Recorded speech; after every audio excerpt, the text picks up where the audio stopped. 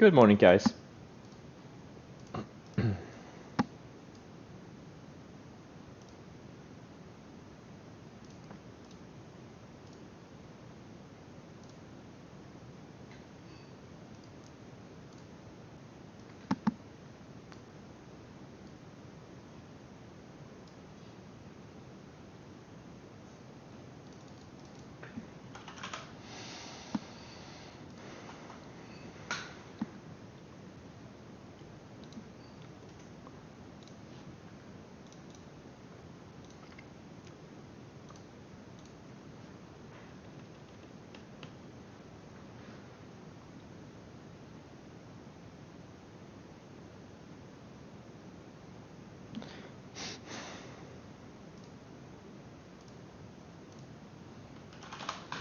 DPW is not on my watch list. Looks like it's gapping up. I don't know why it's gapping up. Is there any news on DPW?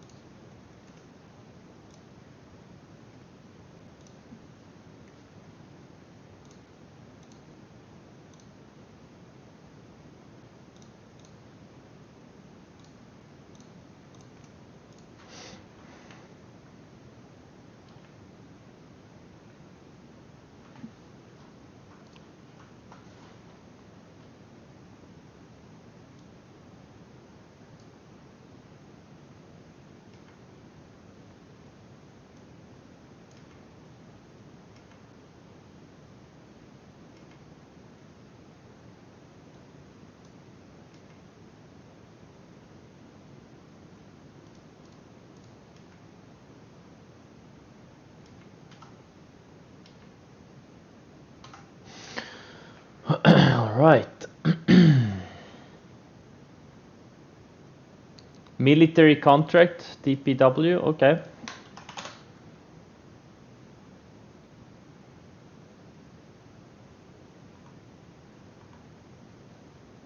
$1.1 million. That wasn't a big contract. That's a really small contract. But hey, better than nothing.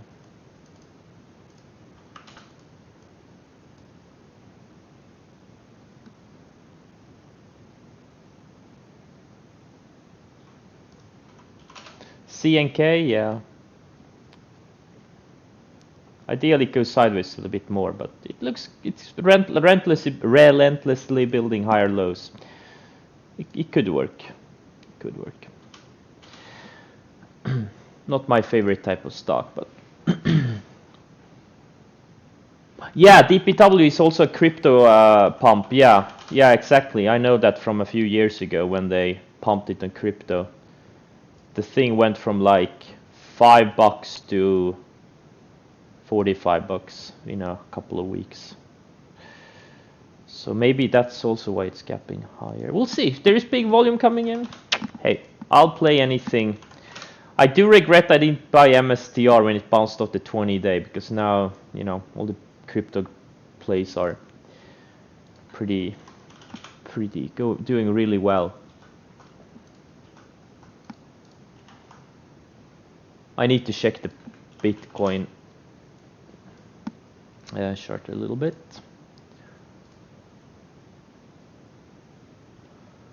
Okay, yeah, perfect breakout. Look at the perfect flag it broke out on Friday or whatever this day is, Thursday. We had a perfect breakout here. We had another perfect breakout here. This is when I went, like when I talked about these setups on the crypto trading, swing trading school. It's the exact same setups as stocks. Exact same setups. Exact same setups. It's just supply and demand.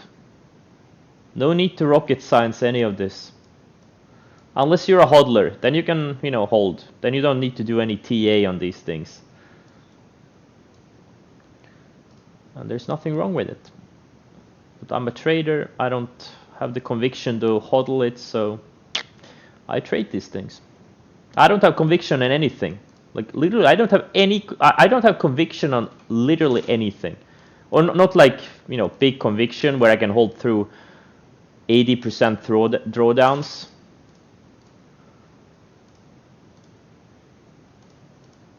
I got a conviction on trades, but not on like investments.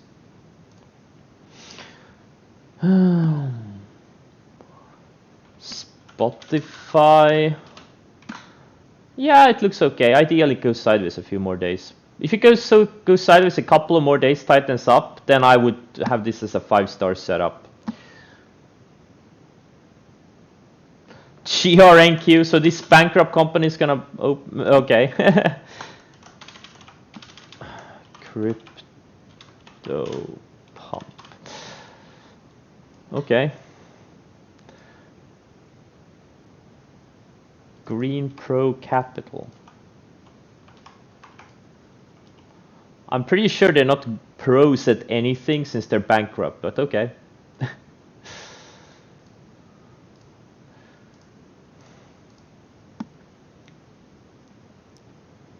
Yeah, exactly. Yeah, Bitcoin, yeah. Oh man, if we can get the one thing I found interesting is Overstock, who has they have this crypto related arm. This stock is not moving. They made a big move in the last Bitcoin mania. Went from like $15 to $90 in 6 months, 4 or 5 months.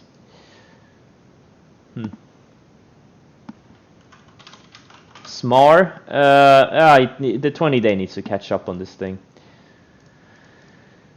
So yeah, so I was short some starter TNA over the weekend in case we would get some profit taking. Instead we got a big gap up, so I took a tiny loss on this thing since I only had small size. I covered it pre-market because I'm thinking Russell is getting a little bit extended. Like it's the risk reward on the long side is just not good here. Doesn't mean it can't go higher, but yeah, we'll see. Like if I seek a setup, I will reshort TNA. May not necessarily be today. But I do see some good long setups, like Skills is starting to set up. This is the one I bought down here and sold literally on the 20-day, like an idiot. Soxo looks great on the long side.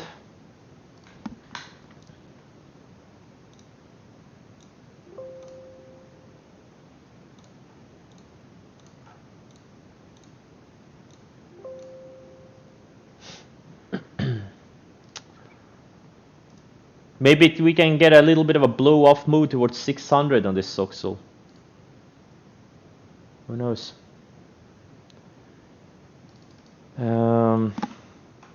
QS I held a small, like third size, quarter size over the weekend or over the 3-day weekend. Looks like it's gapping up over this range. I think this thing could have a long setup soon.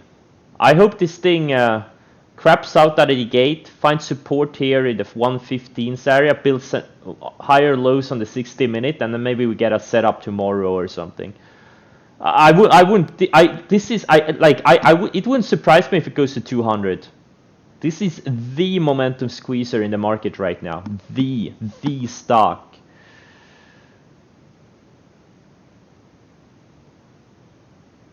Hey, all the new people.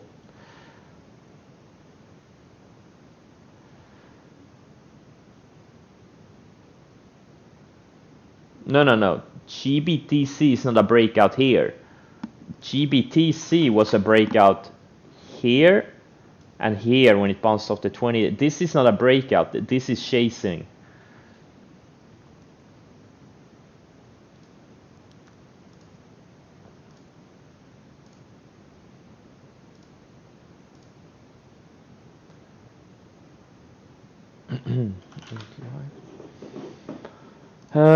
Let's see here. Oh, I had a great Christmas. I hope all of you had a great Christmas too, by the way. I hope all of you gained weight over the long weekend. Hey, anyone who didn't gain weight the past 3 days, get the fuck out off my stream.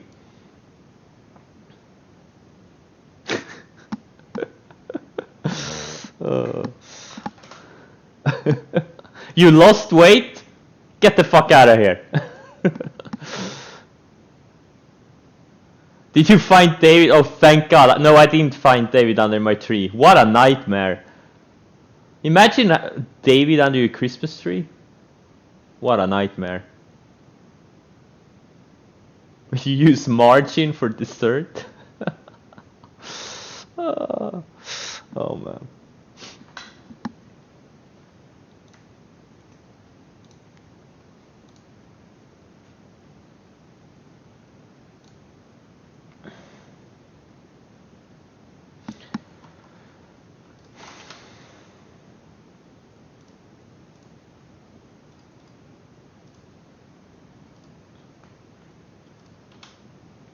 Is there anything else gapping? Anything interesting?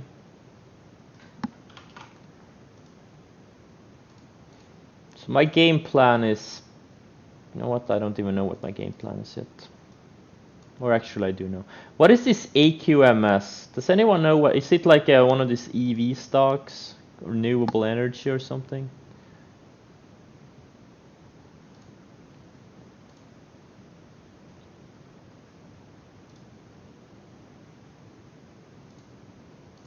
What the hell is this?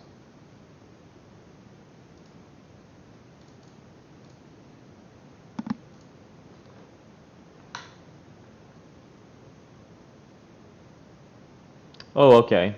Electrolyzer? I don't know what it is, but I guess it's something to do with EVs, maybe?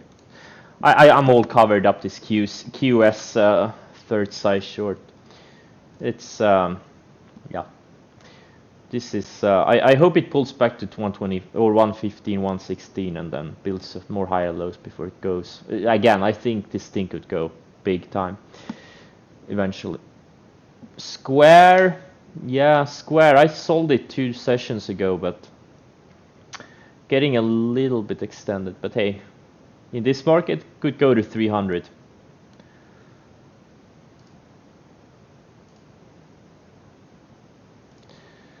All right, I'm gonna watch some of these crypto names like DPW, NXTD. Maybe if if big volume is coming in, NXTD is like opening range highs. We can get a tight setup on these things. Could be worth a shot because if they start chasing these crypto names, all of these things can double from here. DPW could easily double from here.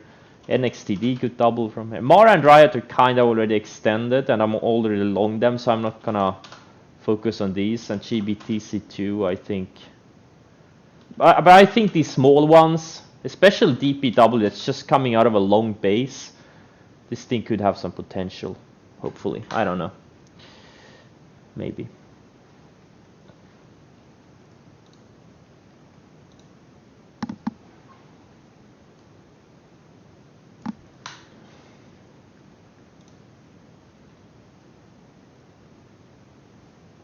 EBON, is it a crypto name also? Oh yeah, it is. Yeah, this one is. This thing has no. Oh yeah, it's lagging big time.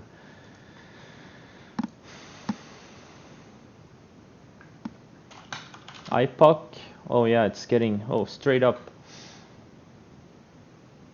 Yeah, good luck everyone.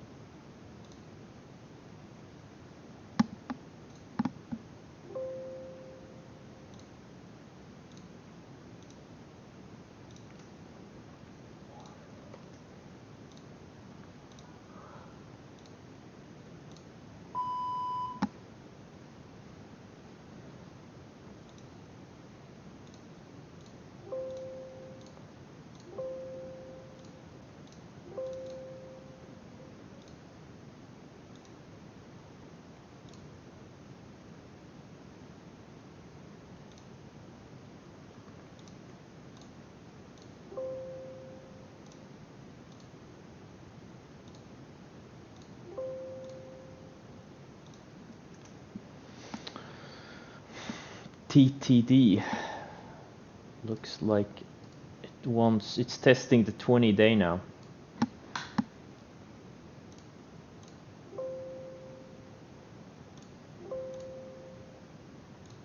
And there are no bids. It's impossible to get in. Holy shit. I got like half size.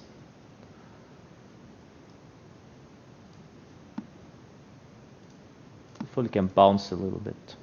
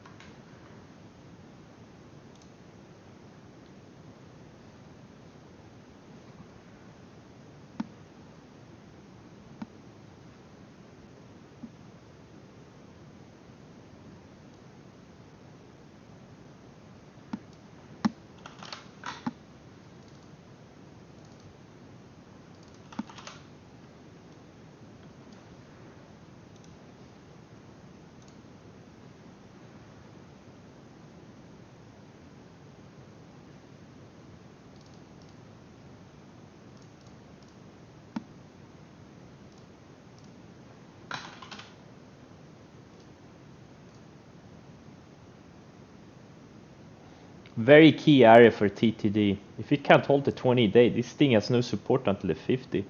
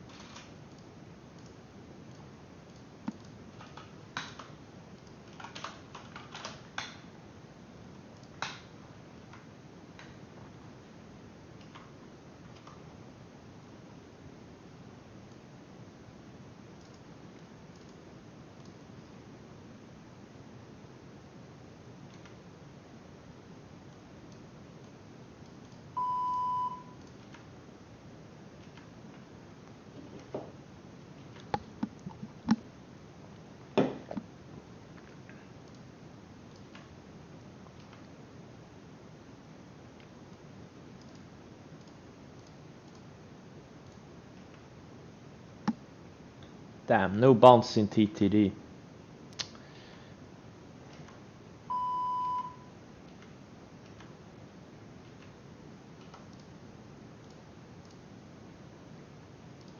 Oh my god, this thing has no bids. And I have only a little bit more than half size. Holy shit, these candles.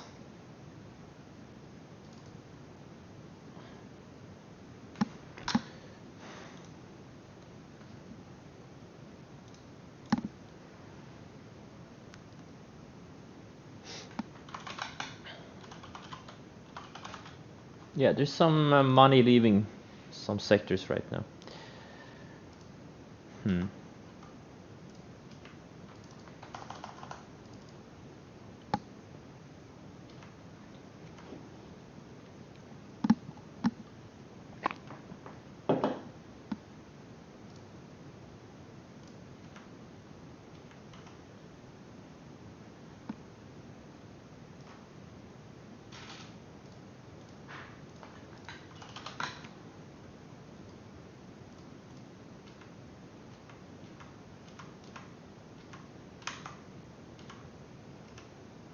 A lot of solar stocks are grinding higher.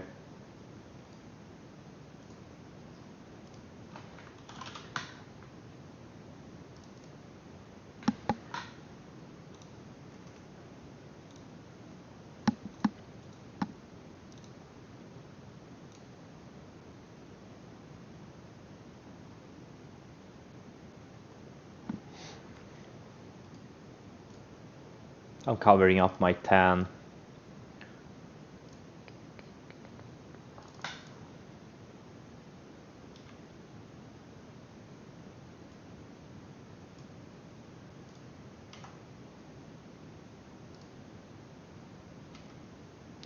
Mara and Riot are very strong.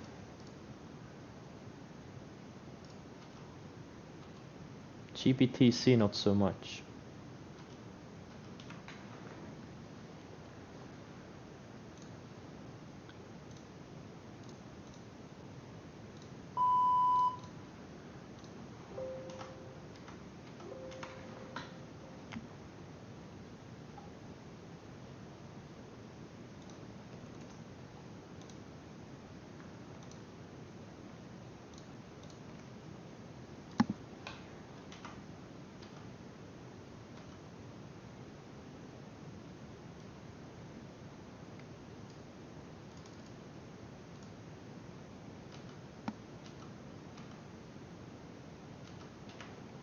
Snapchat is also right on the 20.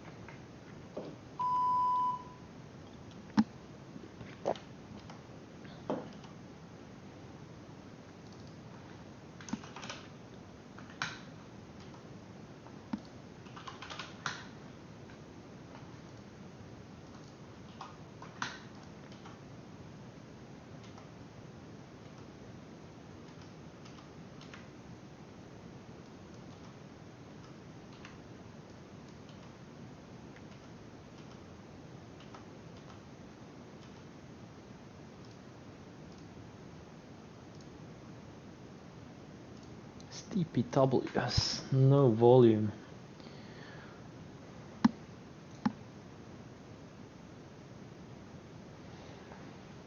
Not the volume I wanted to see, but yeah.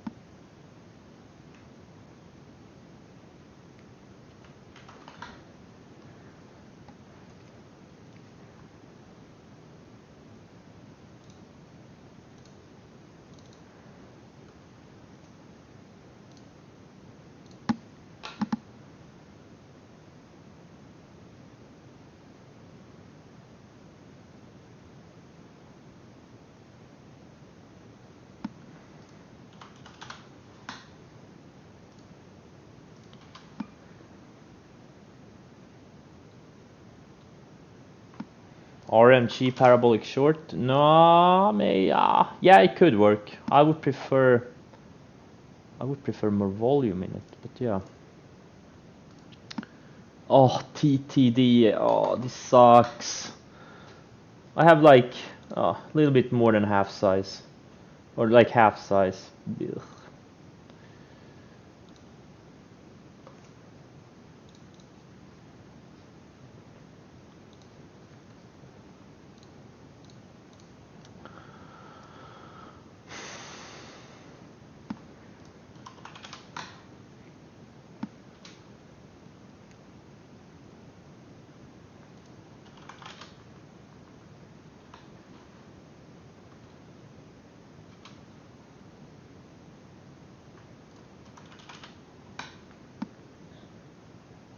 When did I buy NXTD? About 5 minutes ago.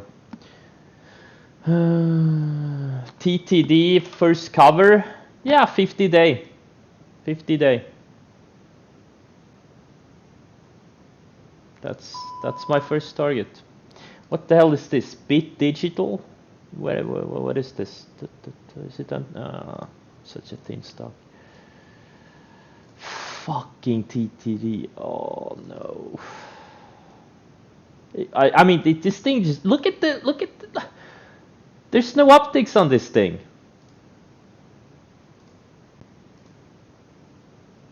No optics at all.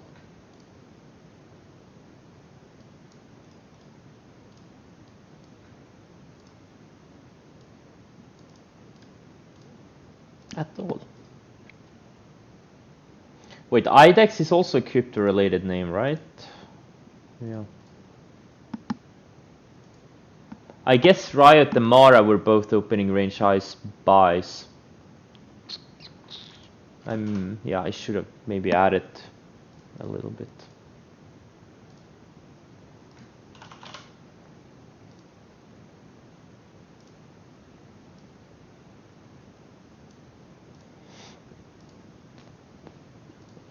QS is fading back, okay. Let's see if this QS can build up a higher low. That's the key.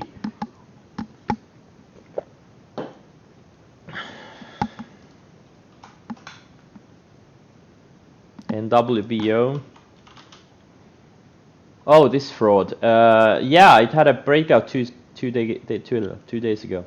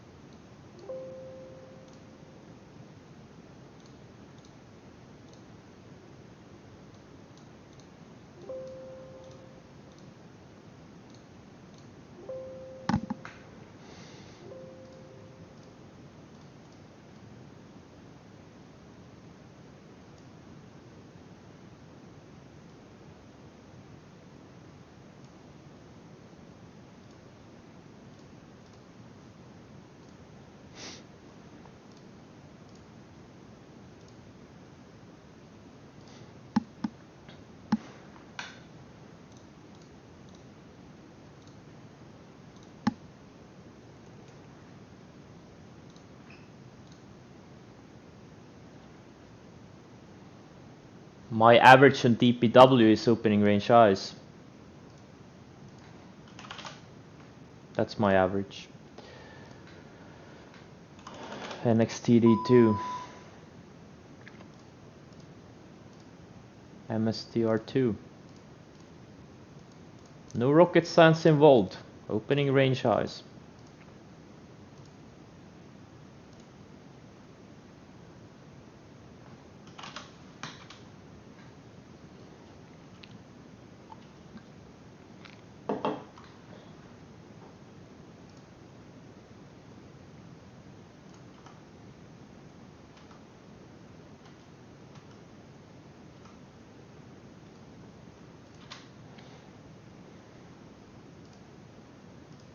Man, I love these types of markets where everything just goes straight up. Best markets ever.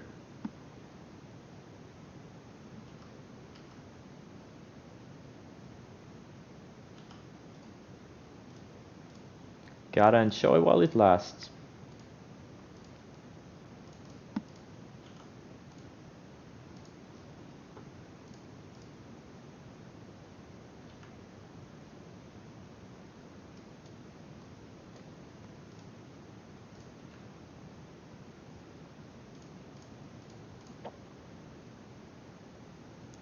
What's the opening range high? Well, you will find out if you follow the instructions on the screen. You will find out. There's a reason there are instructions on the screen.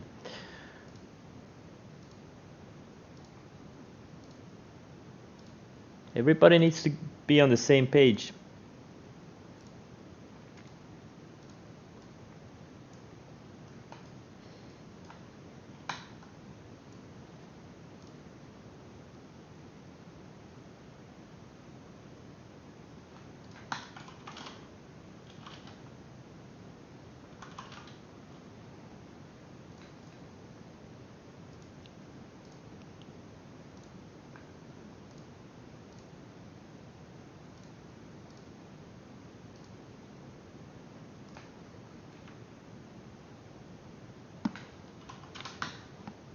KSS, yeah, it is looking good. I really like this KSS actually. Oh, it's a thin one. Okay, yeah, but I like it. There's another one. Oh, well, ADR is maybe a little bit on the low side. JWN, same sector. What's Macy's doing? Macy's also looks similar, but it kind of broke out 2 days ago. Yeah, JWN and KSS department stores look really good. They're high tide flagging. Interesting. Oh, now RMG is fading. So thin though. Very, very thin. Some of these cruise lines look pretty good. And airlines too. I'm not gonna buy them, I just can't. But or I can, but I won't. I don't think I will.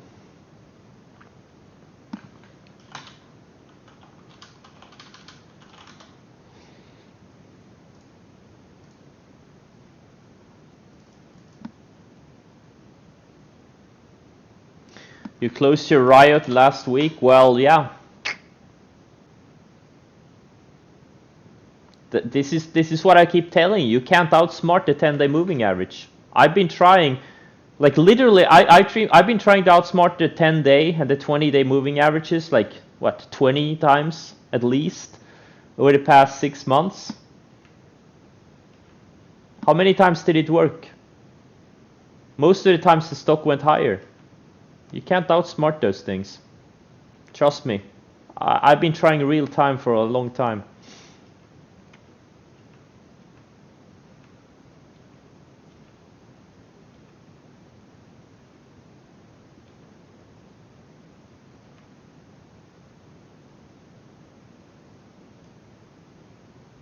Jesus Christ, these things are straight up.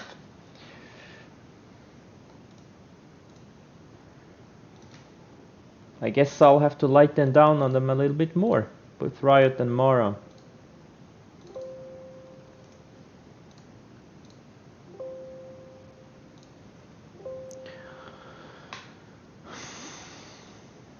DraftKings, yeah, DraftKings is, if it holds here, could be a good setup for maybe later this week, but we'll see.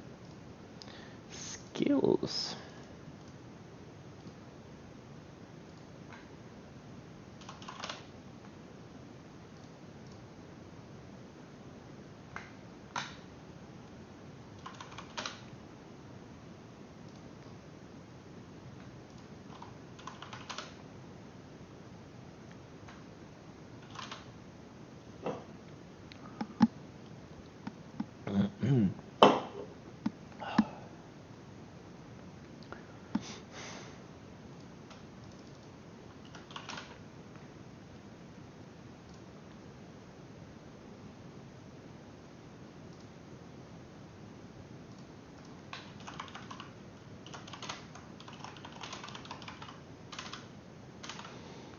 I guess BlockFi is a crypto-related company. BlockFi, Block Finance, something like that. I'm taking a wild guess here, like a really wild guess. Laser, yeah.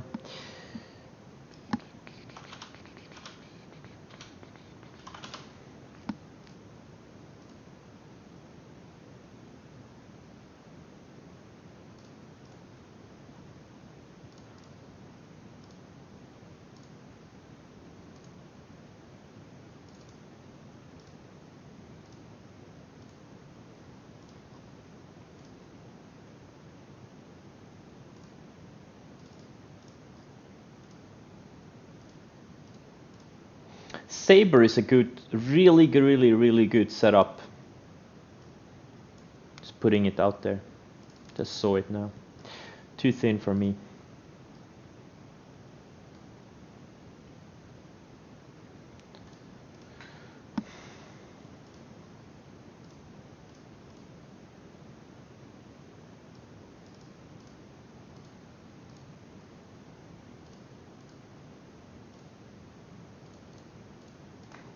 Like, it looks so good. It had a big run, went up 90% in like a month, pulled back, already pulled back, and started surfing the 20-day, building higher lows around the 20-day, and had 2 tight days, and today it's breaking out of this range. That's what a good setup looks like. But of course you already know that, because all of you have watched the swing trading school videos and also my YouTube, and you've been following me for a while. So I don't need to repeat this, but you know, it's a good setup.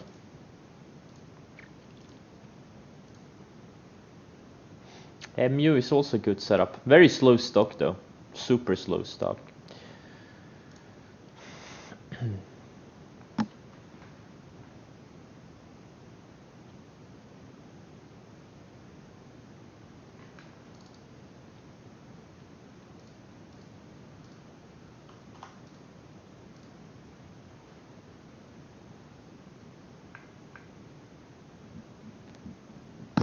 I'm not even gonna answer that question. Skills going? Yeah, skills is going. SKLZ. Yeah.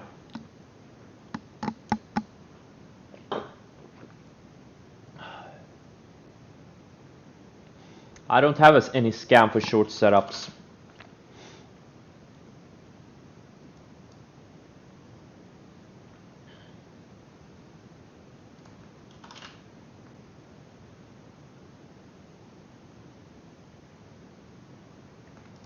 I do not.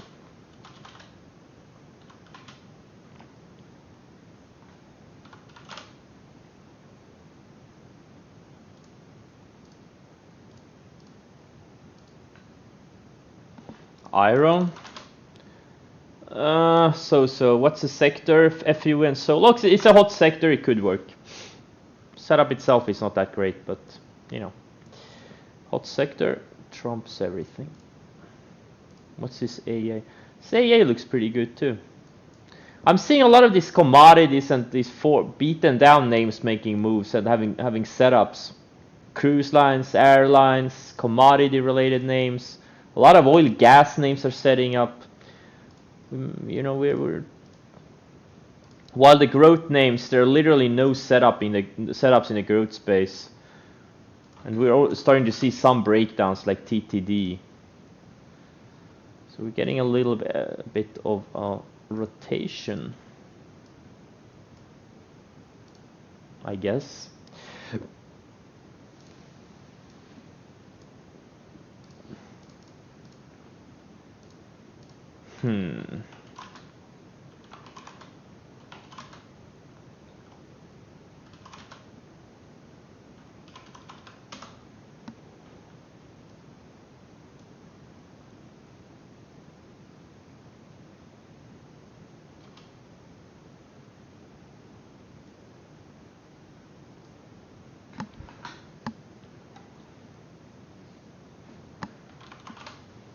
Palantir doesn't look too good. We'll see where it closes, I guess. Soxel shaping up a little bit, okay.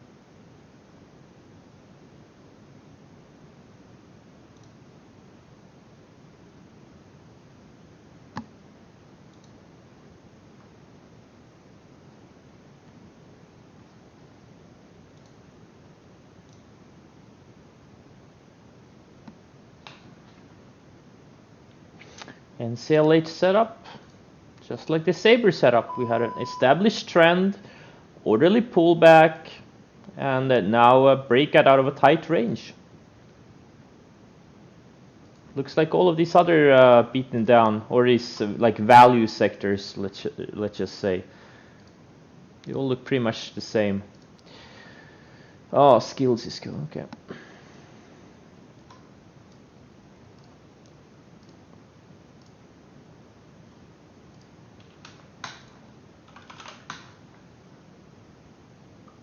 Okay, let's see if this Palantir can bounce off the 20-day. If it can't, I'm getting the hell out of it. Oh my god, TTD is not bouncing. Damn. You gotta be so fast in some stocks. You gotta be so damn fast.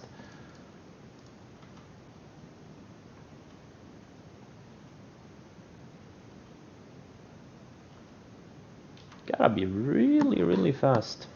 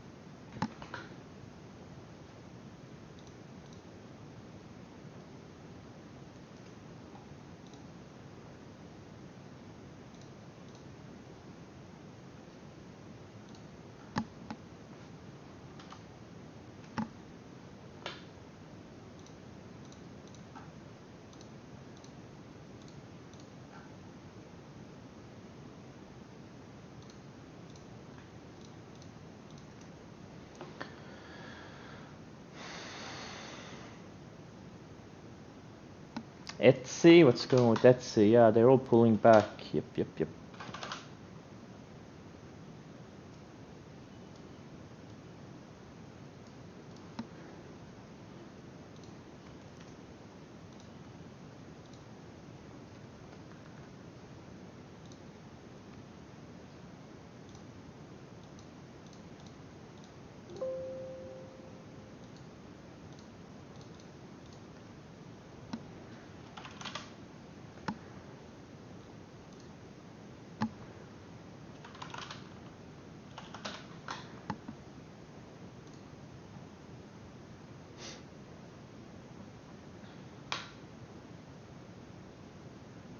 SDIC.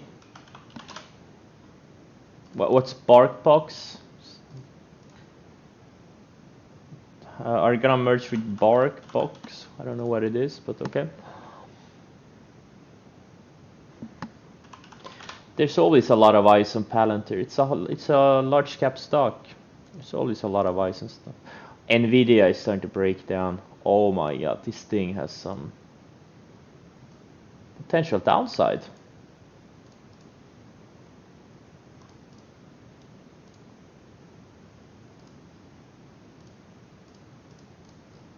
I'm seeing some mixed action. Some sectors are, I guess, this beaten down. Look good. C and K also another one. These value sectors are doing well. Growth sectors are stalling or pulling back for now.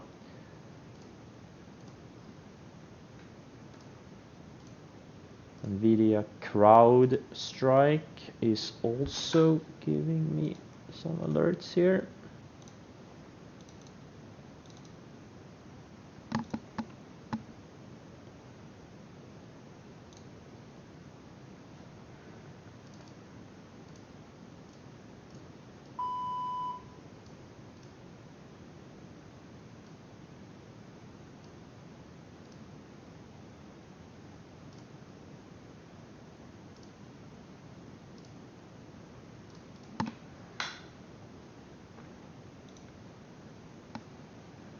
Snap 2.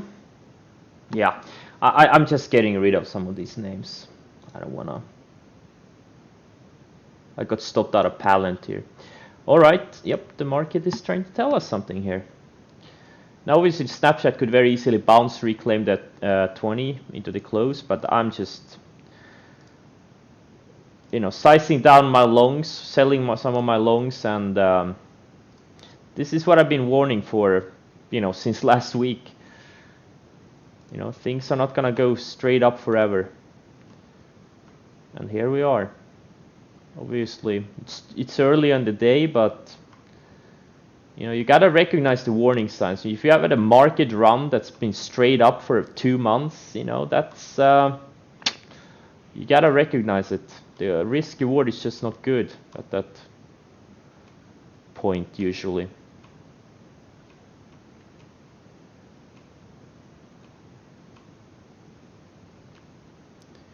So I am playing more defense here. That's what I do.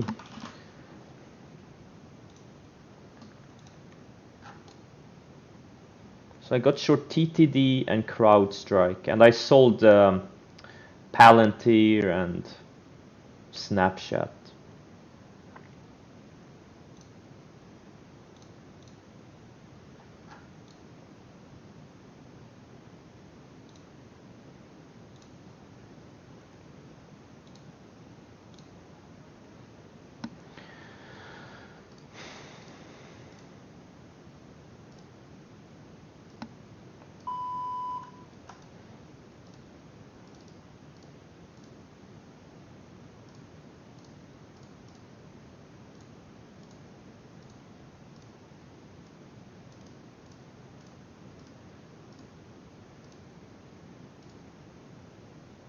Damn, TNA is giving a short signal again.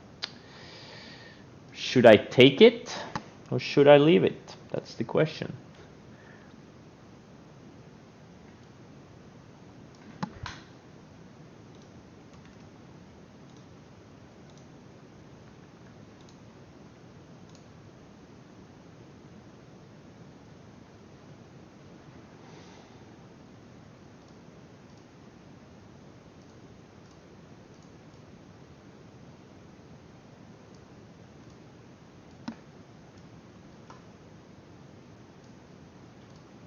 Never good if you have a gap up in an extended market that sells off. That's usually, you know, not a good thing.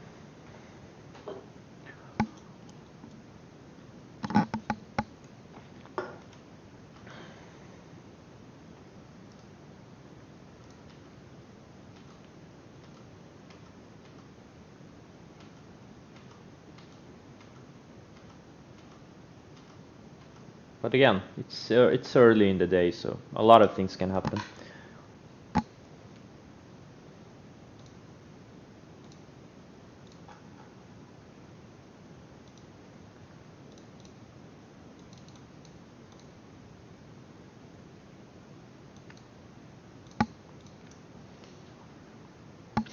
I always say this when market has one red day. No, I don't. Absolutely not. Mostly I just ignore red days, but you know, when we are getting these euphoric moves like QS and what was the other one? Fubo, and now some of the cryptos and the indices themselves are getting, you know, been straight up for months. That's usually not a good thing. I generally don't ignore the red days, but we'll see.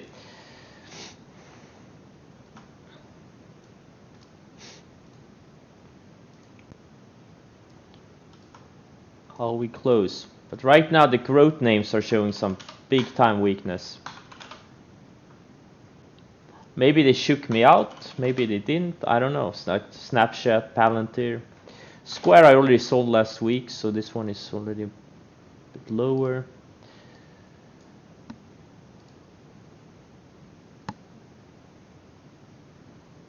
LI, Diamond Break, I don't know what the hell that is. Yelp.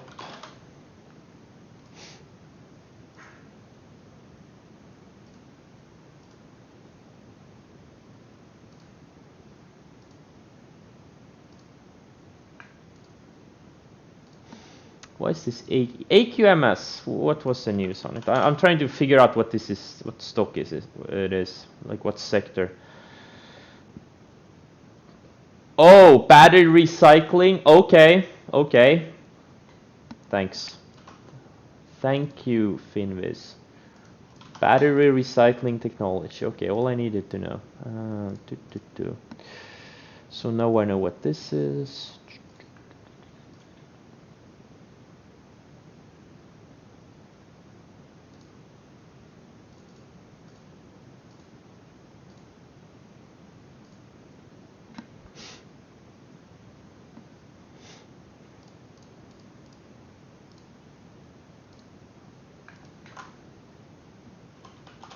I'm sure TTD and CrowdStrike and TNA. TTD and yeah, they're both straight down. Look at this thing. TTD I only have a little bit more than half size. Oh my god, it's already almost at the 50. Nice.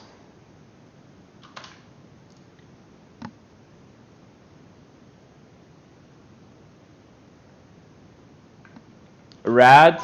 Yeah, in a couple of days could be a really good setup. Absolutely.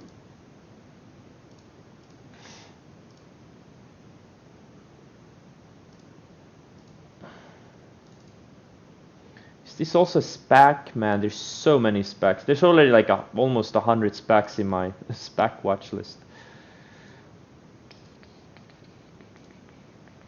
Casinos are breaking out.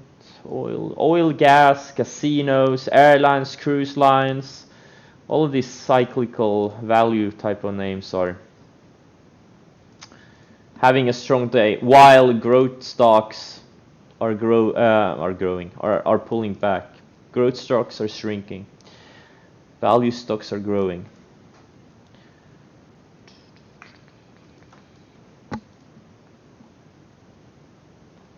Yeah, rotation. Yes.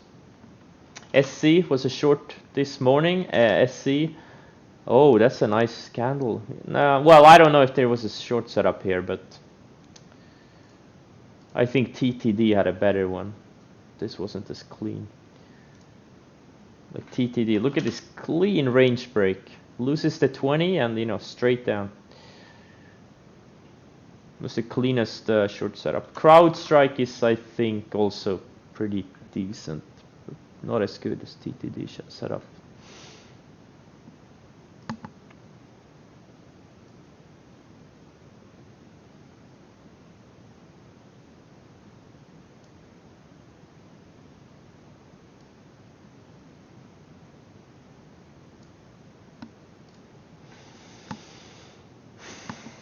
Rig. Yeah.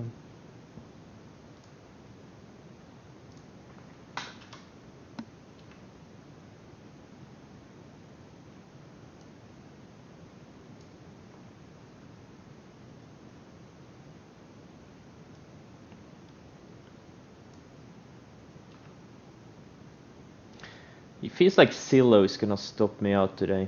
If it closes below the 10-day, I'm gonna get out of it.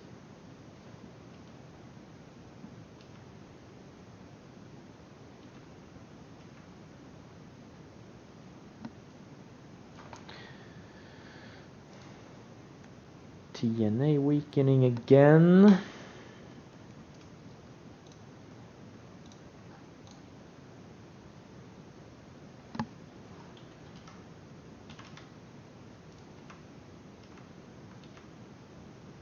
So I rotated a lot of, I got rid of a bunch of long exposure and increased my short exposure. Oh, and now tan is, what a hard setup. It's fading too. Tan was the strongest sector today of the growth sectors. Solars. Let's see if this is just a temporary blip or if this is the start of something bigger. Again, you know my stance since last week. I did not like what I saw last week. Too many people bragging. Oh, Palantir is now straight down. Too many people bragging about profits. Market getting extended. We get these super like stocks like QS, Fubo. That's usually a bad sign. And indices, straight up for months. That's always what happens. These types of moves like QS, they always happen when the indices have gone up for a while. They almost never happen near market lows. They happen near market, like short-term market tops usually. Like clockwork.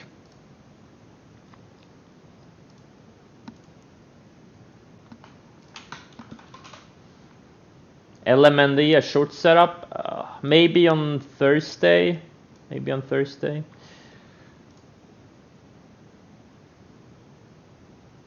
Let's see if QS can hold the rising 20 EMA.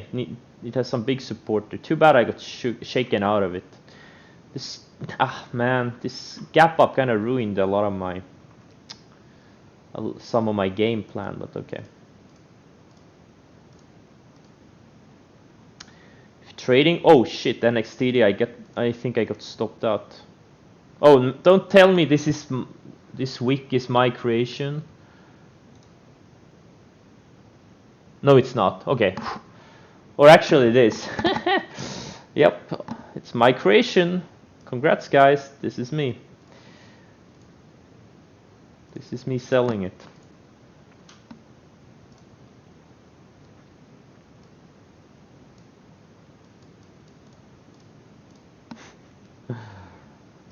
This is me selling it. Okay, let's see here. DM. Oh man, I need to tighten up the stop on it. Not gonna give these things any kind of leash. Tilray. Okay, Tilray I'm out too. Took a small loss on it.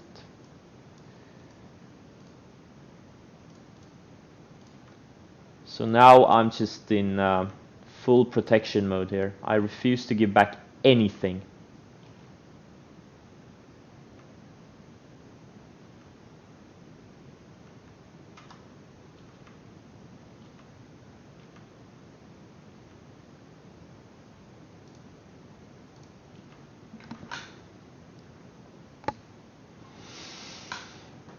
Thoughts on Tesla?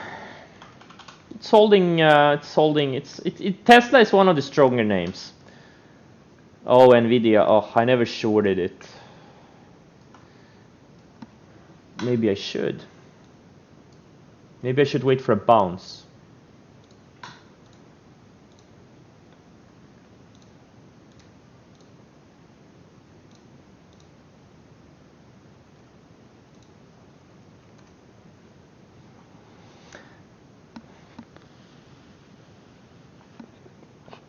But Nvidia is such a slow-moving name, though. So, okay, what would my risk be if I shorted it here? No, I'm gonna wait for a bounce on Nvidia if I'm gonna short it. It's losing some major areas on the weekly.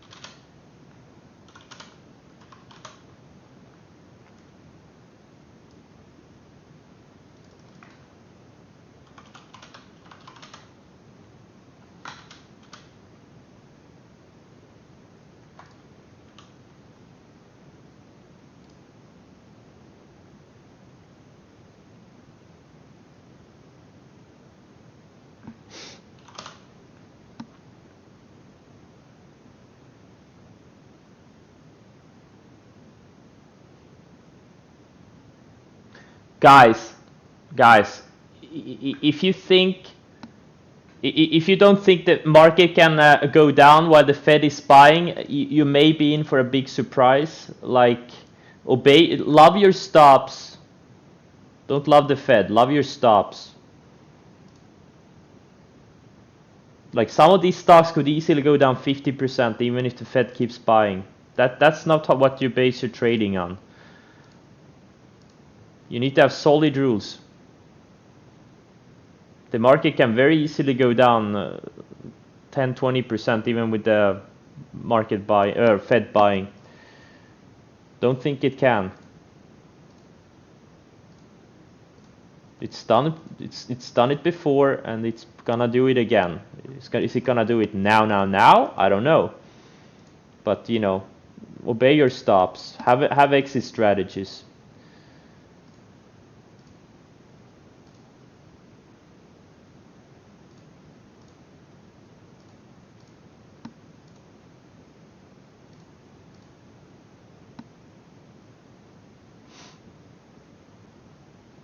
Panic? No panic. Just following sell rules. But I do know who is gonna panic.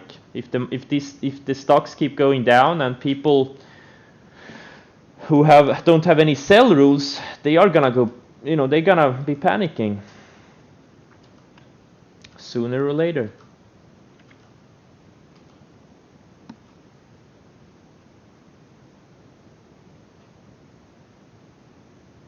No, I got stopped out of Tilray.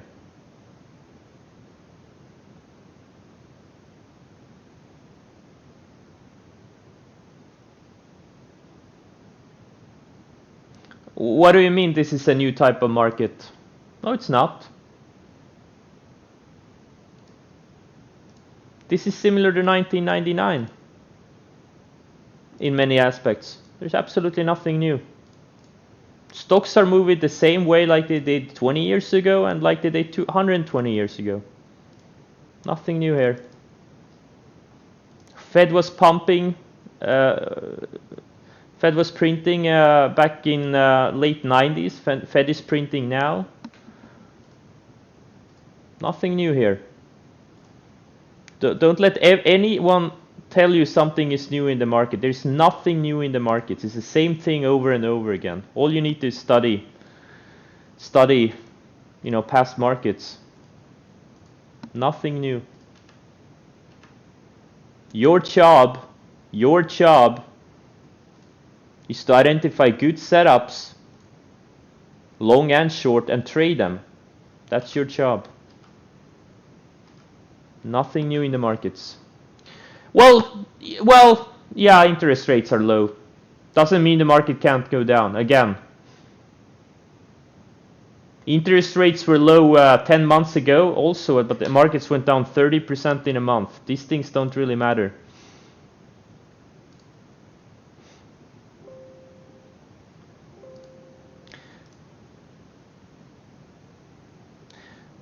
Don't think just because Fed is printing and the interest rates are low, it's gonna save you. The market will get you. The market will get you, okay? The market exists to fuck over most people most of the time. That's what the market is here for.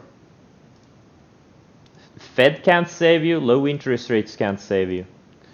All you have is your strategies, your rules. That's all you have. That's what you should rely on, not the Fed and not low interest rates. They are what can create the background to like some of the moves what we've been seeing. Yes, absolutely. But yeah, only the magic lines will save us.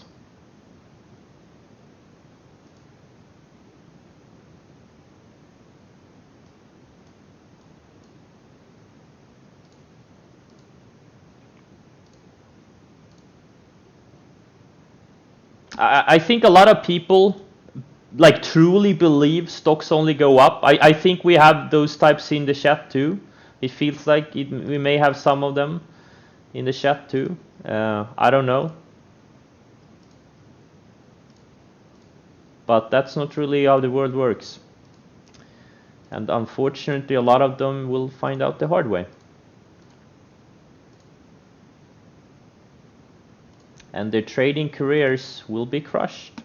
Their trading ambitions will be crushed. Dave Portnoy. Yeah, like guys, if you're unsure, stay out. Like it's you know, you don't have to be trading all the time. Like I identified some you know, good risk reward short setups. I traded them. I identified some.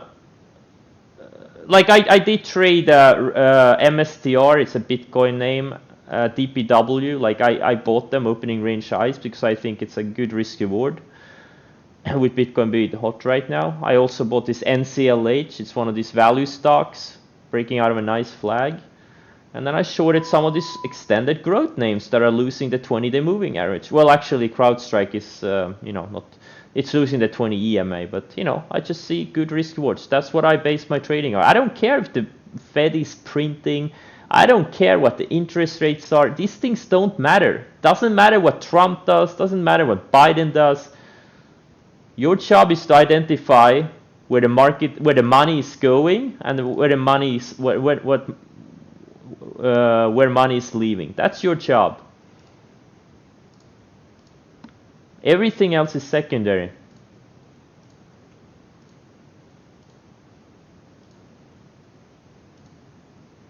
Everything else is secondary.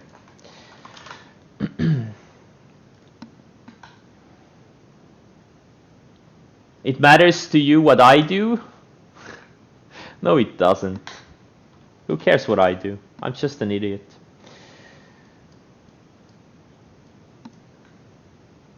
Alibaba looks like crap. I don't see anything here. I don't see any setup here. Not long. Yeah, exactly. Cash is a position too. Yep, absolutely. Shopify in this pullback, I wouldn't add it here. Like the entry was here when it broke out of this multi-month flag, like 1100 area. That was the entry. If you bought it there, you know, the stock still looks good, right? It's right now testing the 10-day. It looks fine, but I wouldn't be adding it here necessarily. I don't know. I wouldn't do that, but.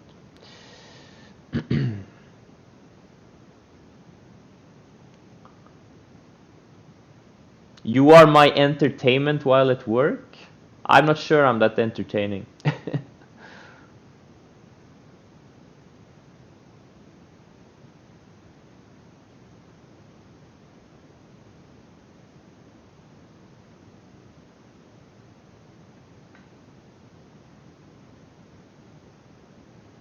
My short setups that are not parabolic, like breakdowns, like something like TTD. Like this is not a parabolic setup. It's nothing like PLTR when I shorted it here, or laser when I shorted it here, or mRNA when I shorted it here. Like these were parabolic setups, but these types of, you know, like this is a large cap stock. It's made a big move this year. Okay, over 500%. It was up almost 600% from the March lows. Like it's a very big move for a large cap stock. And you know, lately, you know, past 3-4 months, it's pretty much straight up. Look at how linear it is. You know, look at how nicely it's been surfing the 10 and 20. And when you get these breaks, when you have something that's been going pretty much straight up for months and months, and you get and these things break, it got really tight, and then broke these support areas. It's a little bit like a reverse breakdown, kind of ish. You know, these can be good risk reward setups. It's like when I shorted Overstock here. It wasn't the parabolic, but it started breaking down on the 60-minute. You know, this thing had also been up, straight up for months and months and months. And then I just waited for it to start building lower highs, and it started breaking down on the 60-minute chart. And I shorted it somewhere here at 118, 117, and went straight down. Undercut the 50-day. Like it's an alternative short setup. When you get these stocks that are, you know, really extended, like no stock goes up forever, okay? Remember that no stock goes up forever without pullbacks. And the bigger the run it's had, the bigger the pullback will be. That's the, you know, always keep that in mind, and then just look for these low risk, high reward, high probability setups.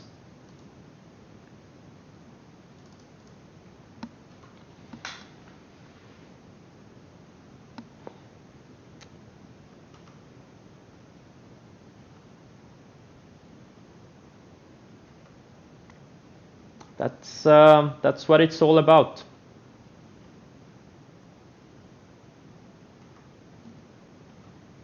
All right, looks like these cues find some support. Some things are starting to shape up. We'll see. We will see how we close. Oh wait, TNA is near lows. Okay. I'm short 75k of this thing. If it reclaims VWAP, I'm gonna probably, you know, cover it. Right now, like this thing could very easily pull back to the 20-day. It's a Russell, triple Russell. Like a Russell has been the leading index for the past 2 months, and yeah, I just, you know, all about getting these tight setups. Like something on this, like my risk is less than $1. It's like 70, 80 cents, and if this trade works, I'm gonna make $10 on it. Maybe even 15, right? It's all about getting these high multiple risk reward setup, something where you can risk 1 to make 10 or 20 or 30 or 50 even. That's the name of the game, getting these high multiple risk reward setups. Then you can keep taking these small losses, you can keep taking them forever. And once you nail something, you'll make it all back and much more. Once you get this, you know, you can get stopped out on something 5 times in a row for 1R, like one risk, and then you nail that thing, you make 20, 30 times your risk, you know, you make a lot of money. That's what trading is all about.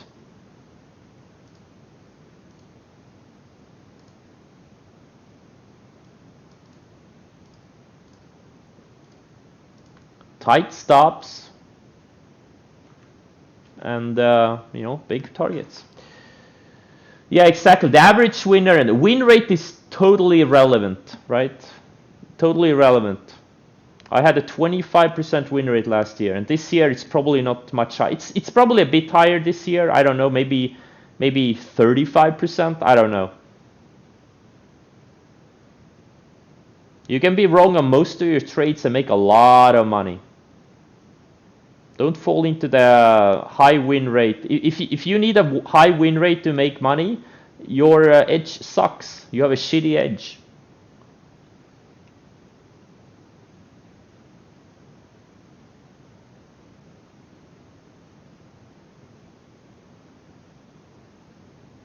No, I don't have any investments.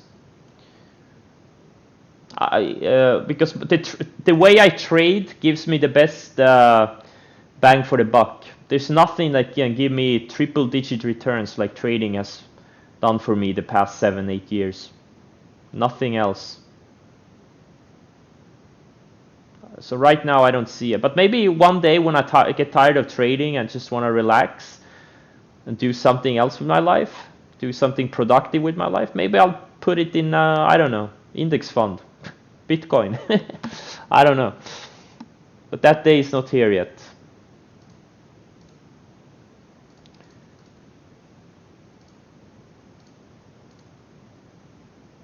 Oh my god, what's this ACY?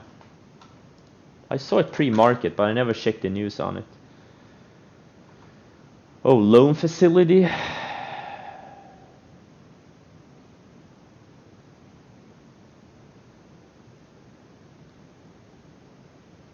Independent aircraft leasing company. Okay.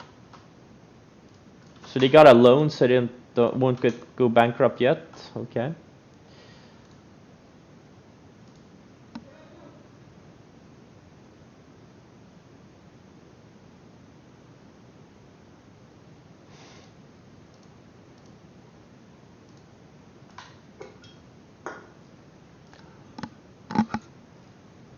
If I would start investing, it would be after market has gone down a lot, like preferably for multiple years. That's where you get a good risk reward. I don't think it's a great time to start investing now. Usually when you have 10-15 good market years, you get 10-15 kind of bad market years. And now we've had 10-11 good market years, so all I'm saying.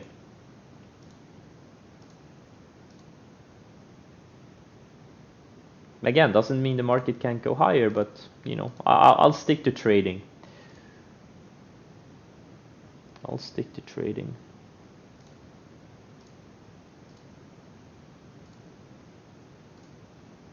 I'm not smart enough, okay? I'm trying to say I'm not smart enough to figure these things out. I stick to what I'm good at. I'm not gonna try to outsmart the market. I have no idea about anything. Yeah, it can very easily be a intraday shakeout. Absolutely. Okay, QS building higher lows on the 60 now. That's a good. Oh my God, it's gonna be such a juicy setup for the coming days. I'm gonna like if this thing breaks out, like if it gets really tight on the 60-minute, it breaks out say tomorrow. I'm gonna go retard. I'm gonna go full retard on this thing. I'll buy like 100,000 shares or something. I'm gonna go super retard.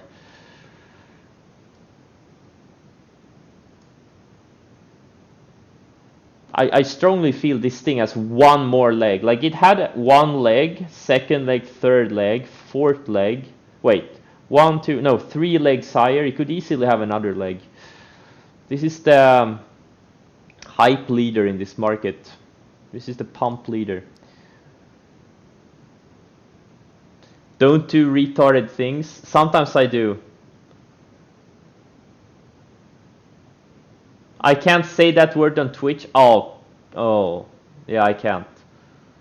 I don't use market breadth, not really, not that much.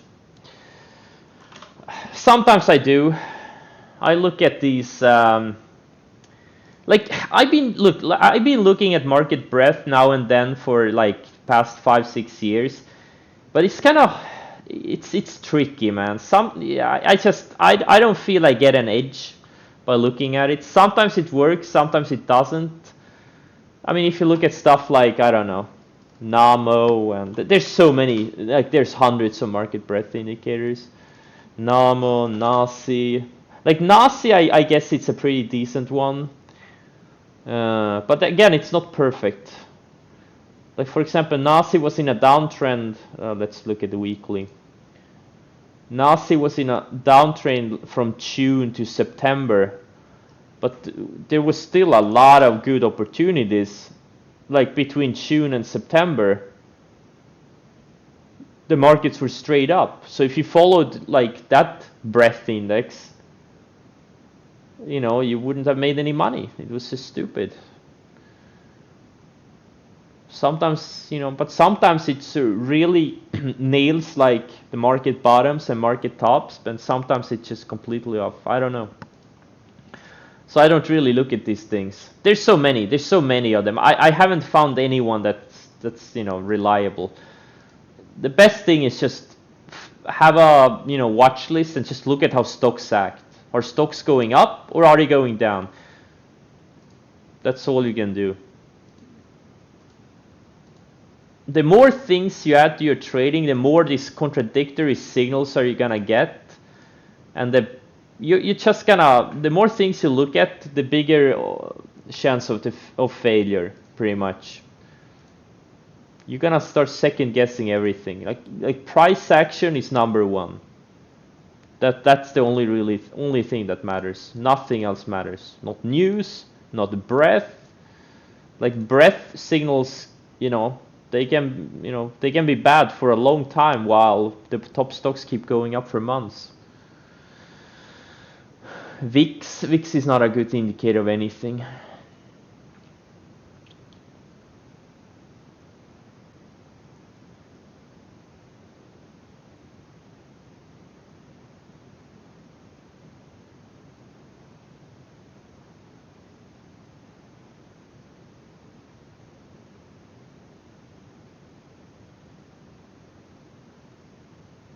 Oh, options price? Yeah, maybe for options, yeah. But for like overall market, I haven't found any. Usually when people start talking about VIX, that's when the market bottoms.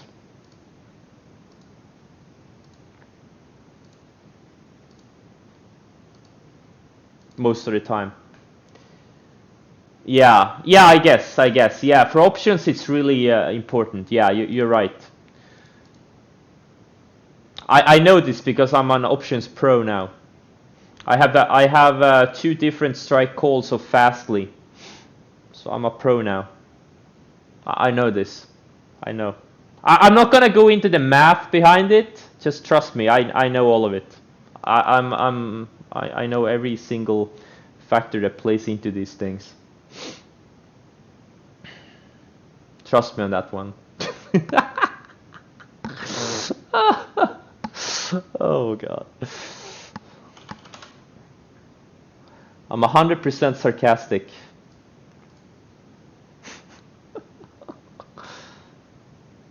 I have a 3rd degree black belt, yes. I have a 3rd degree black belt diploma in options.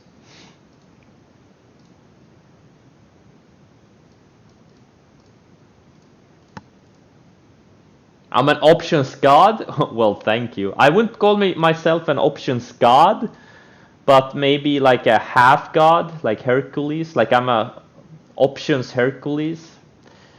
Something like that. Demigod, yes.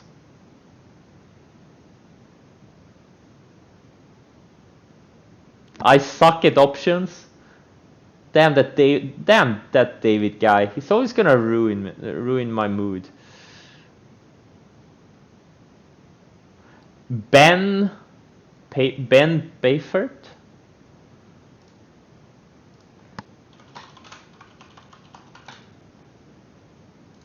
Is he making any money?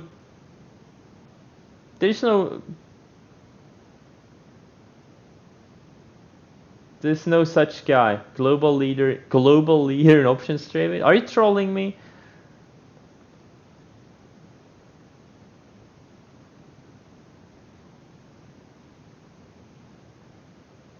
Yes, I am short TTD.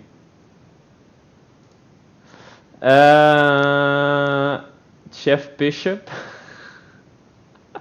Yeah, I love it. He had consistent and wait, what was the? He had consistent and what was it? He and the other guy, they had, yeah, consistent and persistent losses in their own trading, but they made over 100 million scamming naive people.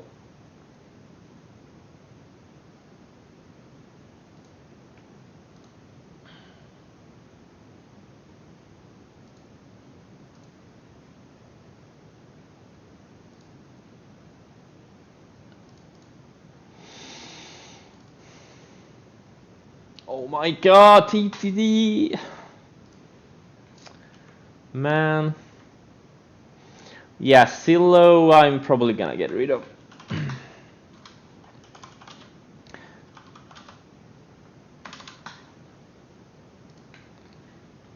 I'm gonna wait a little bit more. What's IGV doing? Okay, yeah.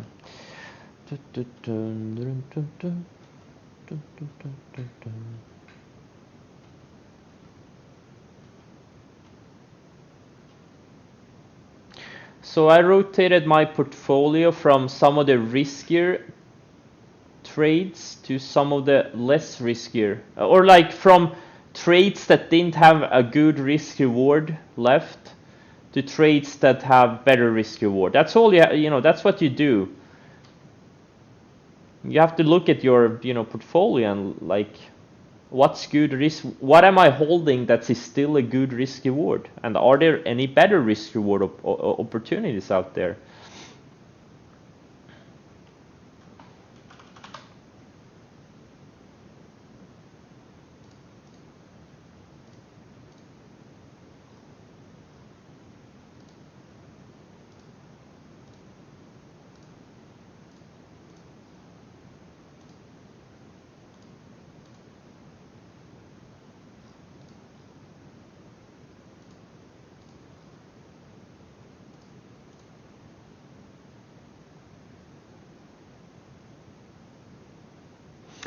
My commissions, no, not really. Like, I'm not buying any sub penny stocks. I bought 210,000 shares of this NXTD, but no, commissions are not crazy because I don't know what the commissions were. 200,000. I don't know what were my commissions. Maybe $500, 1,000 maybe. Put on the buy and sell. That's over 400,000 shares. Sure, but if this thing had gone up $1, I would have made over 200K on it. So no. As long as you're not trading pennies, it's fine.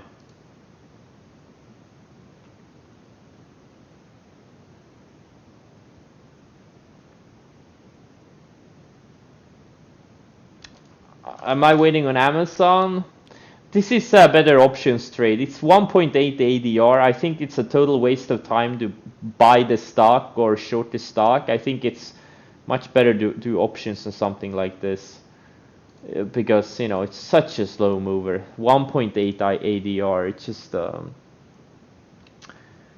how do you avoid slippage from monthly positions? You don't.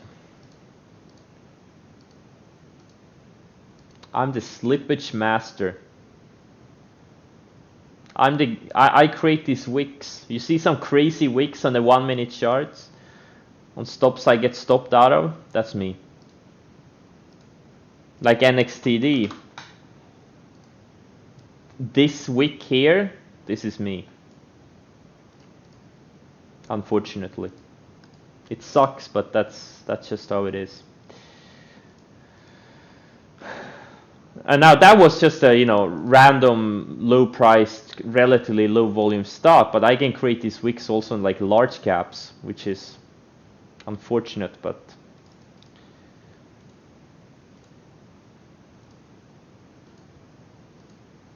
that's just the way it is.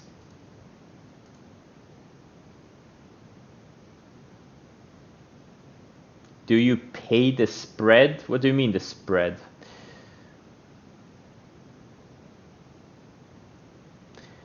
Ben Payfort? There is no such guy. Ben Pay. Oh, never mind. I found him. Is he making any money? There's a lot of loudmouths on Twitter that are not making no money. I want to know what kind of account he trades. Because I really don't care about anyone who's not making big money. Like, it's just there's a lot of people with like book knowledge, but if you can't capitalize on it, I'm not really interested.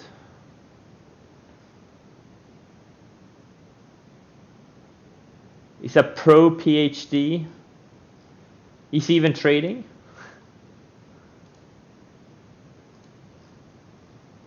Or is he just tweeting? Pro paper trader? He's good.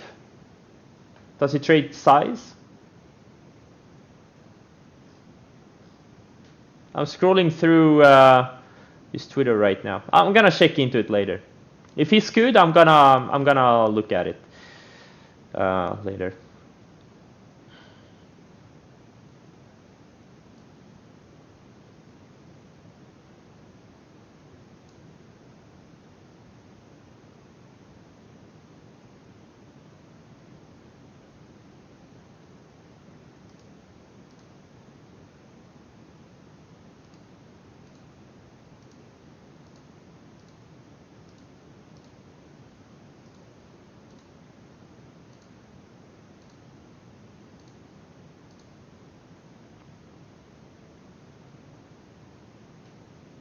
He's not a directional options guy. Oh, okay.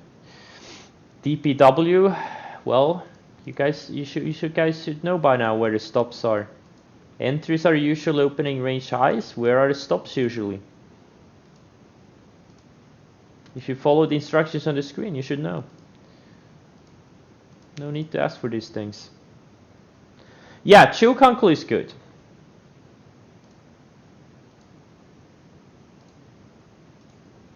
He has a lot of good ideas.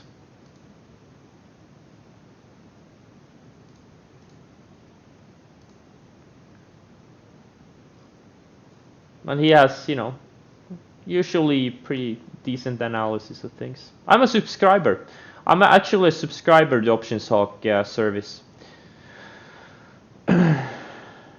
I've never logged in. I only use their like pre-market, the email you get pre-market with earnings and news and all of these things. That's really valuable. But I've never logged into the chat room or the site ever. For free? No, it's not free.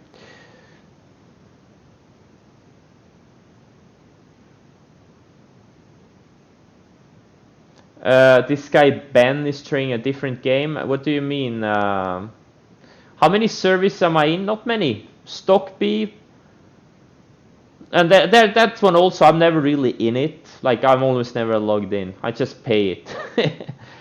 And Options Hawk. Those are really the only ones. Then I have some news services like Fly on the Wall. I have MarketSmith I pay for. What more do I have? I don't really have that many. Some.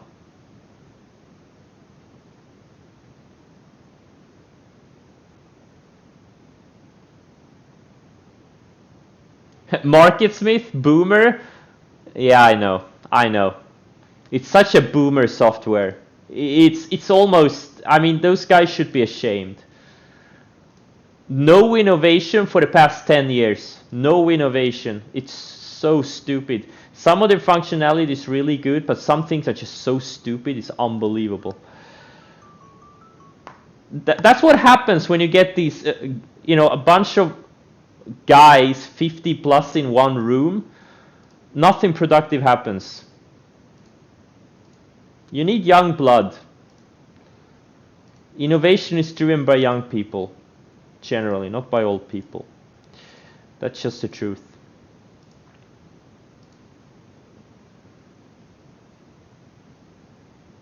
ACY? Oh my god. What the heck? Like this is what this market is. This is it. This is what happens in this market. Insane. So from what I understood from the news, they got a loan. They got a bank loan, so they're gonna not gonna go bankrupt for now. Is that the right analysis of the correct analysis of the news? They're gonna prolong the bankruptcy. They're gonna prolong the inevitable.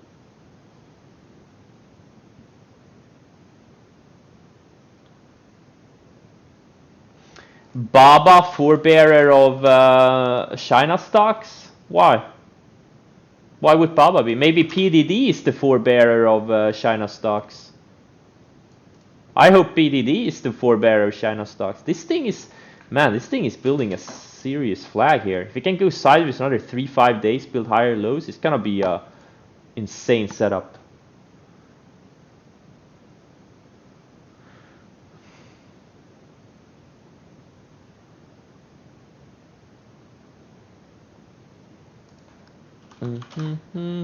What's this Flux?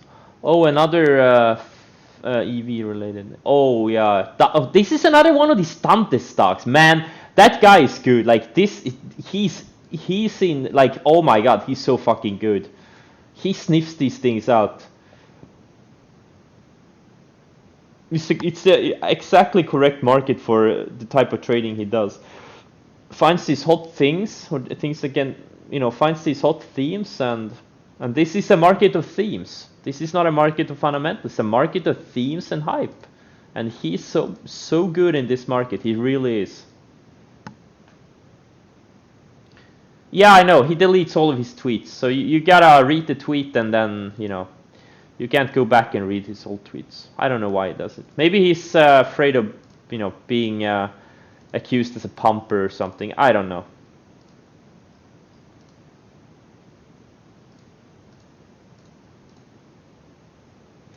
So the tech ETFs are keep going higher. QQs and Teckle and Nasdaq, everything is going higher. So this IGV software ETF was a bit weak though today, but You know what? Pinterest could be a good setup again in a few days. Now we've had a flush out below the 20-day. If we can close strong, build, go tight, be tight a few days, and if the 50-day catches up, it's gonna be a really good setup.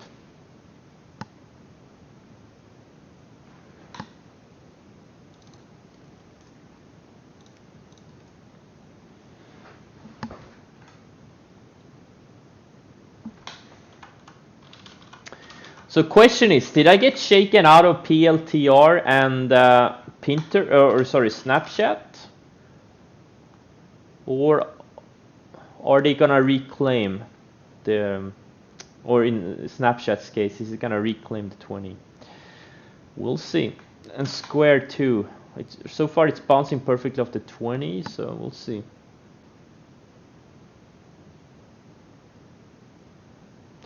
Dantes doesn't enjoy being searchable.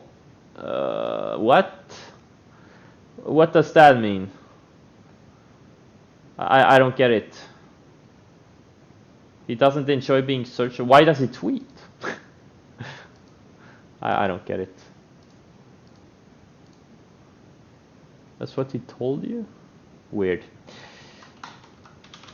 So he tweets things to his thousands of followers, and then he deletes those tweets so people who are not his followers can't find those tweets. I don't get the logic there, but okay.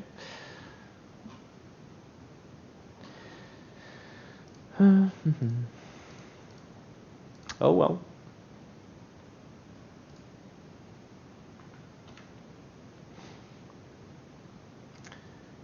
Should I cover some TTD? It's actually the weekly. It's right on the 10 weekly. But in case we get a bigger correction, this thing could very easily undercut the 50. You know what? And since I don't have full size, you know what? I'm either gonna, I have no problem getting stopped up break even. Well, I will have, but I'm gonna lower my stop to break even. 919. Not the best average, since I had to chase it down and I still didn't get full size. But okay.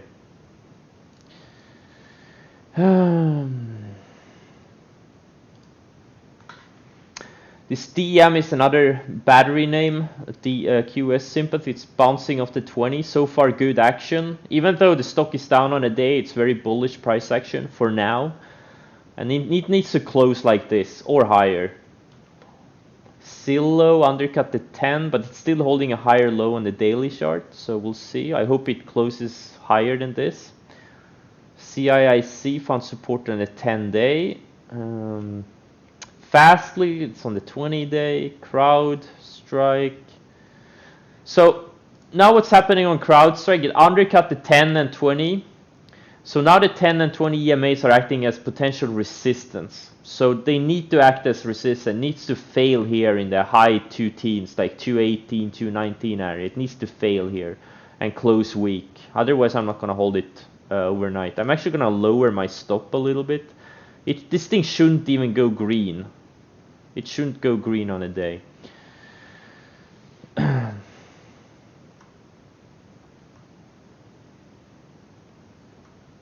I don't want any stocks in my portfolio, long or short, that are not acting really well. Oh, TQQs are taking out highs of the day. Wow, interesting. That's nice.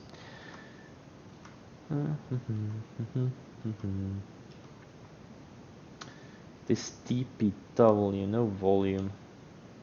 Why couldn't this DPW go to $10, right? Why did this ACY have to go up 1,000%? Why couldn't DPW do it? Well, okay, that's 10 times the float, but still, why couldn't this thing go to $8?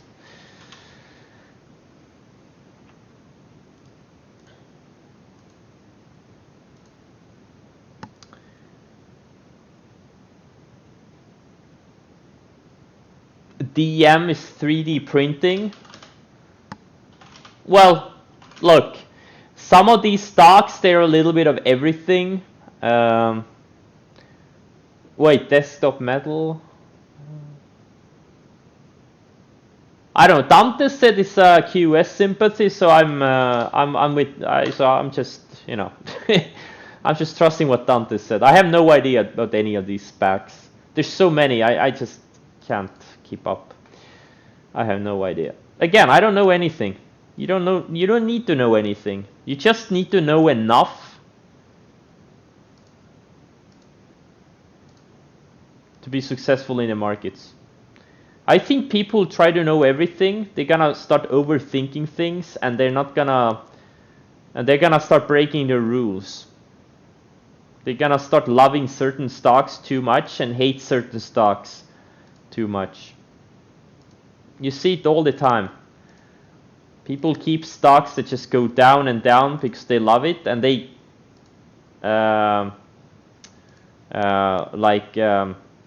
don't buy stocks that are, you know, acting really well and where all the money is going to, just because they don't like the, I don't know, valuation or this or that, or they don't like the CEO. Like, I see it on Twitter all the time, all the time. I'm trying to know enough. That's the key. You want to know enough, but not too much.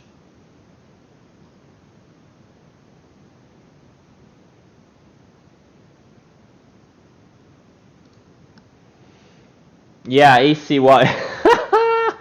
1300.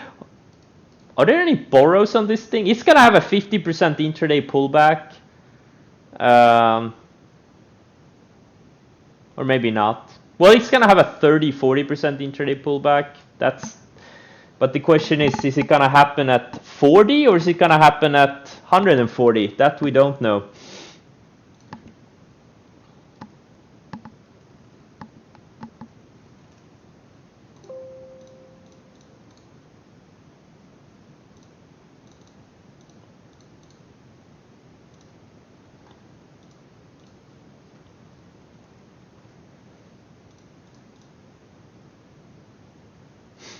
There are no shares available.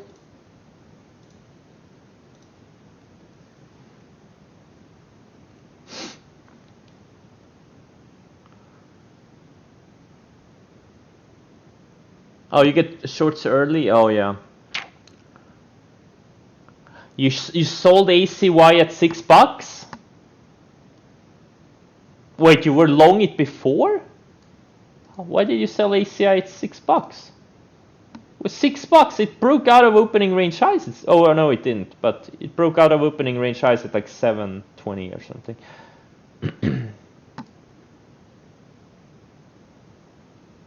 Yeah, it's gonna be impossible to show. What's gonna happen is, you know, like, it's the same thing we've seen lately with some of these other stocks. There was like a couple, you know, in the past few weeks, there were a couple that did the same thing. Because, you know, every time it gets unhalted, it only trades for a few seconds and gets halted again. You gotta be so fast. You gotta be so fast. That's what happened to me on Kodak too. Like, I couldn't get out. Like, if you were like 1 second too late clicking the button, you were stuck for another halt. It's so hard, man. You gotta be so fast. You gotta be so fast.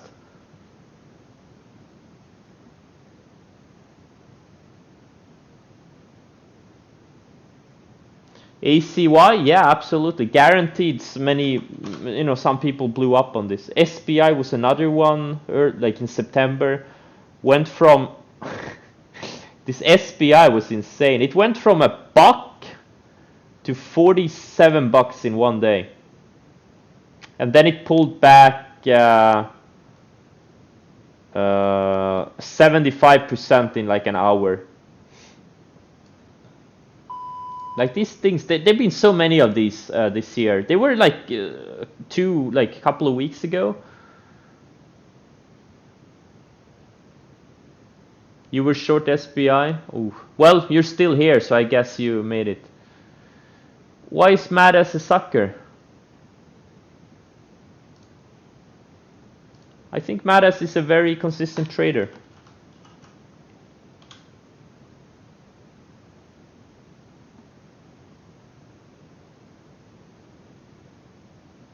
What's his name? Madas and what's it? Madas and Madas and football. Oh yeah, that's his name. Madass and footballer is his name. I think I've been following for a couple of years, or not following on Twitter, but I check in on him now and then. He's a very consistent trader, but sometimes he gets run over. He posts like P&L like every single day, I think, or he used to. Yeah, he's a scalper, yeah. Like, what I think about scalping, I'm not a fan, but, some people do it really well. And it's all about finding something that fits your personality. Like, I hate scalping. If I had to choose to scalp for the rest of my life or not trade at all, I would choose not trade at all. I really hate scalping. I never scalp.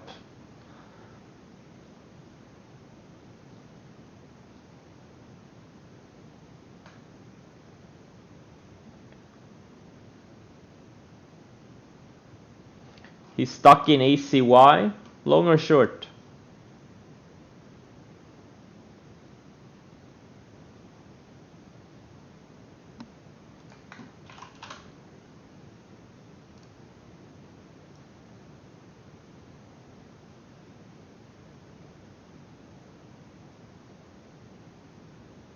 Wait. What? Well, he was short at 7, but I think he shorted this pop here.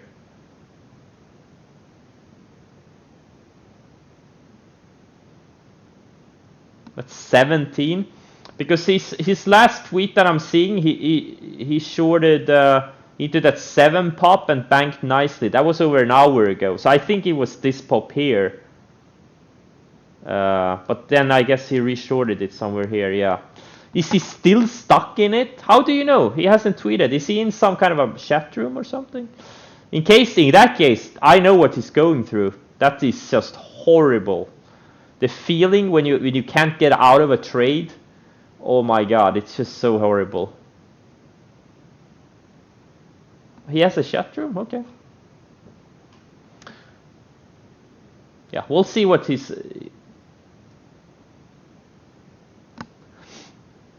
Watch it open at 40? Watch it open at 45. Yeah, it's a Kodak moment. You should never, ever, ever short front size. I don't, it's just not worth it. You can make money 9 out of 10 times, and then something like ACY happens, and you lose all of those profits and more. It's just not worth it, especially not these low floats. It's yeah. I just 100. There's not a lot of things. Like in the stock market, I'm pretty flexible about most things, but there are a few things I will never change my mind about, and that is shorting momentum stocks in front size. It's not a viable strategy. Nothing is gonna convince me it's a good idea ever. I don't care if it has a 99% win rate. Well, it doesn't, but even if it had, something like Kodak or ACY happens, you're toast. You're done. Bye.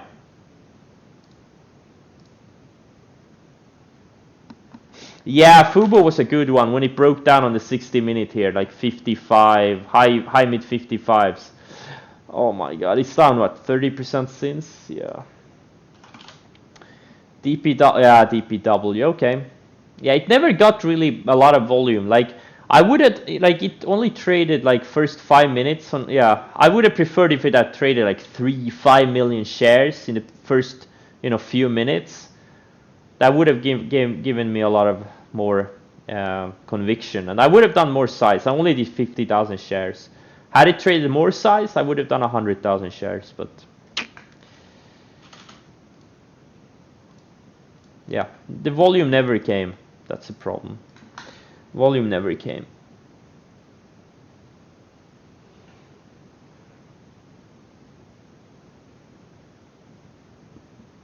Load.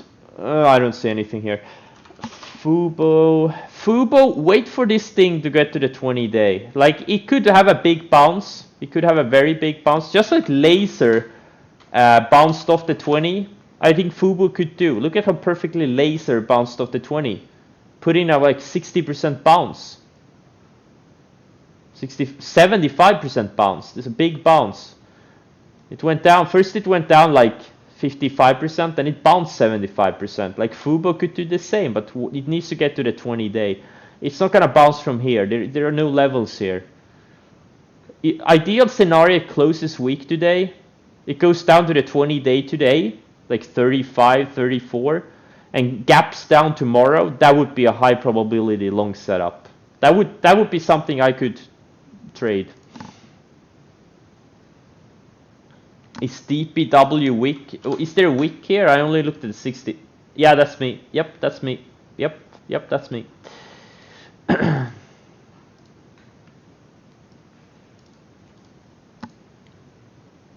That's my wick. Yep. ALPP, what's this? Oh, what sector is this? Alpine Technologies. It's an OTC. Yeah.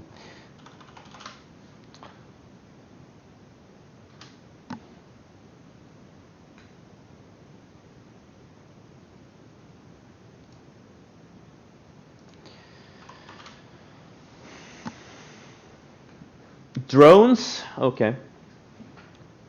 Man, this QS is setting up for a big move. I'm willing to play it both ways. Long, short.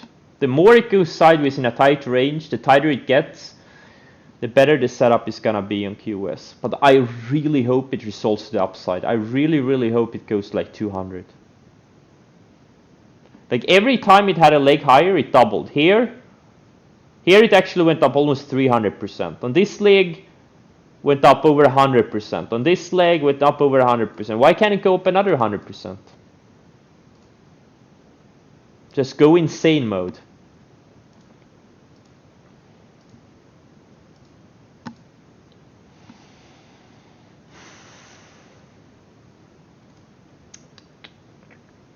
Okay, I'm gonna do one more scan, then I've been talking way too much. Hey David, what do you think about me talking this much? Do you love it? This GP had a nice follow through from the breakout here. Had higher lows, got a tight range, a hot sector, had a breakout with volume, and this is what a good setup does. Almost 40% move since. David wrote OMG. Is that a good thing or is it a bad thing, David?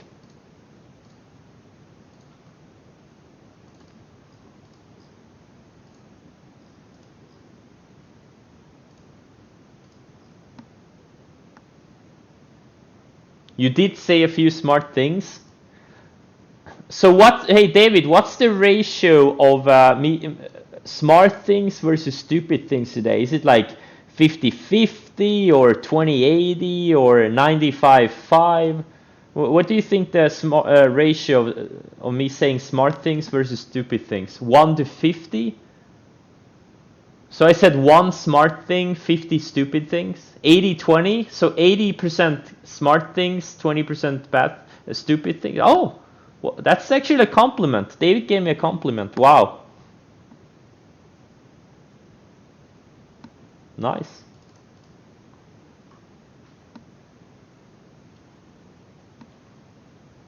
He's getting soft? Yeah, he's getting soft.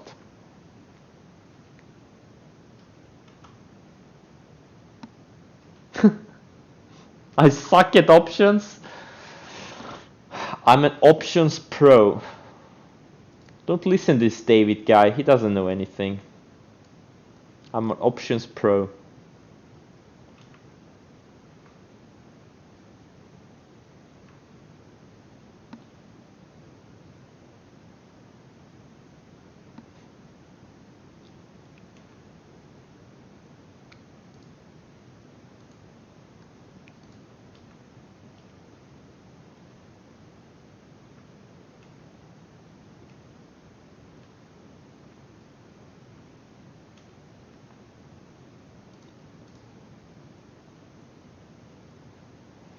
See, QMS is not going away.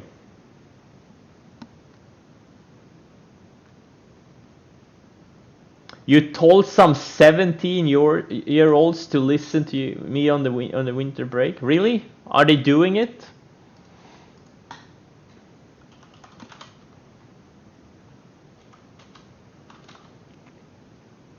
Damn, it's BT. I should have bought it. Oh, there was some. I was just put off by the volume. Like Thursday volume was less than 1 million shares, and it's a low price stock, so.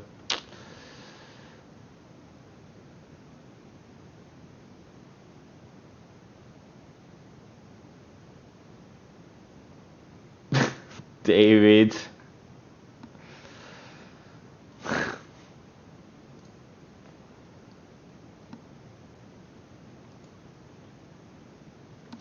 Do I have the same sell rules for options? No. Or well, I do, since I, use the same type of setups. Alright guys, I'm gonna cut the stream now. I'm tired of talking. I don't wanna say another word for the rest of the day. I just want to shut the fuck up for the rest of the day. I hate talking. Okay guys, thanks for joining and see you tomorrow. Good luck.